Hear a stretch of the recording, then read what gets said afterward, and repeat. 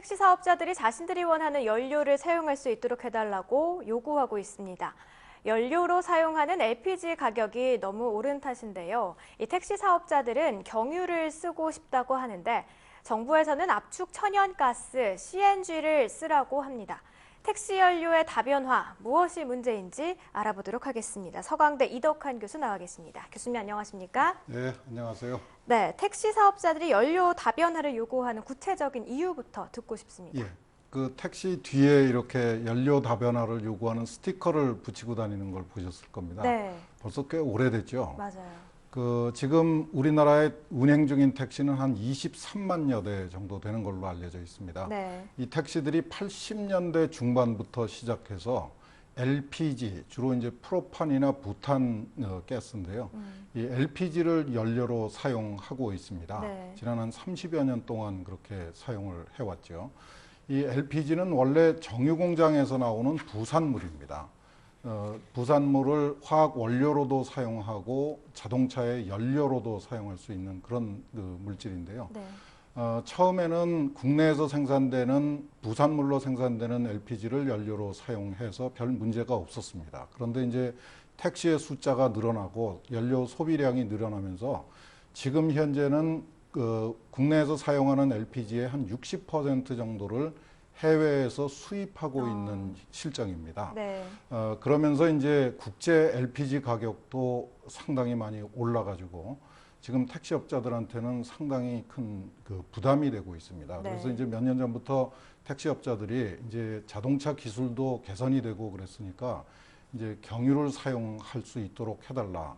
그런데 이제 정부에서는 대도시의 환경 개선, 특히 대기 환경 개선을 핑계로 해서 지금 택시업자들의 요구를 들어주지 않고 있는 형편입니다. 네, 그렇군요. 택시업자들은 경유를 쓰고 싶다라고 주장을 하는 반면에 정부에서는 이런 대기 환경 개선을 문제로 꺼리고 있는 것 같은데 조금 더 구체적으로 그 꺼리는 이유를 좀 설명 좀 해주세요. 예, 우리나라에서 60년대 이후로 경유는 산업용 연료였습니다. 네. 버스나 트럭, 운송용 연료로 사용을 했고 산업체의 난방 연료로 사용을 했었습니다. 그래서 제도적으로 정부에서 의도적으로 경유의 가격을 낮게 책정을 해왔었죠. 네. 그래서 이제 그런 경유가 이 승용차 또는 택시에 전용되지 않도록 하기 위해서 승용차에서의 경유 사용을 엄격하게 금지를 해왔었습니다. 그런데 이제 정유 산업이 크게 발전을 하면서 우리나라의 지금 현재 경유 생산량은 엄청난 규모입니다. 세계 6위 규모이고 네. 생산량의 한 55%를 수출을 하고 있습니다. 거기다가 또 과거에는 이 경유 자동차들이 매연을 많이 내뿜었습니다. 그래서 이 도시의 대기 환경에 아주 악영향을 미치는 나쁜 자동차로 연료로 알려져 있었는데 네. 지난 한 10여 년 사이에 사정이 많이 달라졌습니다. 어떻게 달라졌나요? 특히 유럽 쪽에서는 이 경유 자동차의 기술이 디젤 자동차 기술이 빠르게 발전해서 지금은 친환경 자동차로 인정을 받고 있습니다. 그렇죠. 이런 이제 연료 공급의 사정하고 자동차 기술의 발전에 발맞춰서 이제 택시도 우리나라에서 이제 경유를 사용할 때가 되지 않았느냐, 네. 이런 요구를 하고 있는 겁니다. 그렇군요. 자, 하지만 또 정부에서는 경유 사용을 좀 꺼려하고 있고 대신에 CNG 사용을 권하고 있습니다. 예. 네, 압축 천연가스 예. CNG. 그 이유는 뭘까요? 압축 천연가스는 우리가 천연가스 주성분이 메탄입니다. 네. 주로 이제 도시가스로 가정에서 취사용이나 또는 가정용 난방연료로 쓰고 있는 건데요. 전량 외국에서 수입하는 연료입니다. 이거를 80년대 후반, 90년대 후반부터 이 천연가스를 압축해가지고 시내버스에 사용을 하고 있습니다. 지금 전국에서 한 5만여 대의 시내버스가 이 압축가스를 사용하고 있는데 이거를 이제 정부에서는 택시에도 보급하고 싶다. 이런 이야기죠. 네. 근데 이제 문제가 있습니다. 지금 택시에 사용하는 LPG는 상온에서 액체로 존재를 합니다. 예. 그런데 이 CNG는 상온에서 기체고요. 많은 양을 택시나 버스가 사용할 수 있도록 하기 위해서 굉장히 높은 압력, 처음에 충전 압력은 한 200기압 정도 됩니다. 200기압 정도의 고압 탱크를 지금 시내버스의 밑이나 위에다가 지금 8개 내지 10개를 싣고 다니고 있습니다. 네. 그래서 좀 안전성에 심각한 문제가 있어서 상당한 거부감을 보이고 있는 업자들이 많은 실정입니다. 그렇군요. 예.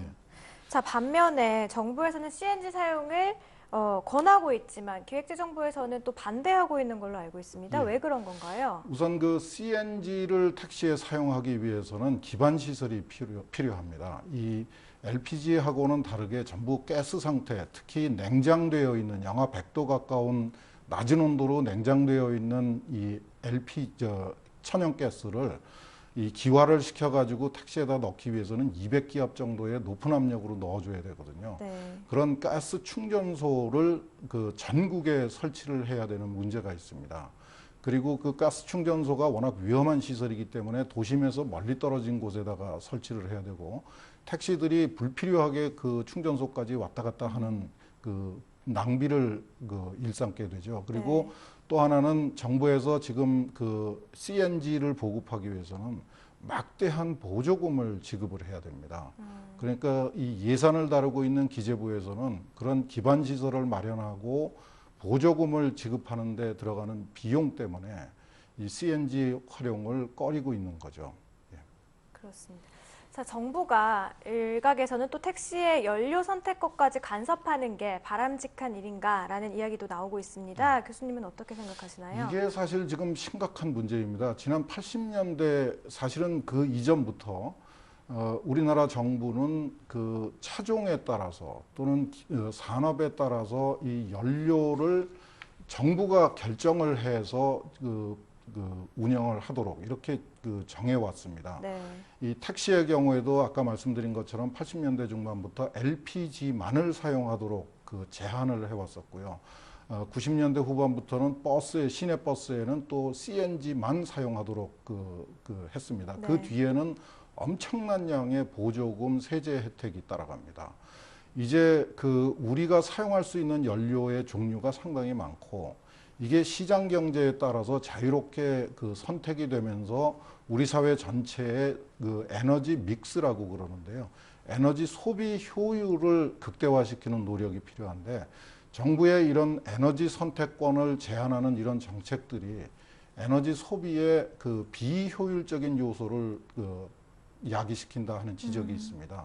그런 면에서 우리 정부도 빨리 환경적인 요소도 필요하고 복지적인 요소도 중요하지만은 에너지 소비 절약 그리고 에너지 소비의 효율화가 가장 중요한 목표다라는 사실을 인식하고 소비자들한테 이 연료 선택권을 돌려주기 위한 노력이 절실한 실정입니다. 네, 알겠습니다. 자, 지금까지 서강대 이덕환 교수님과 함께 택시 연료 다변화에 대해서 이야기 나눠봤습니다. 오늘 말씀 고맙습니다. 네, 감사합니다.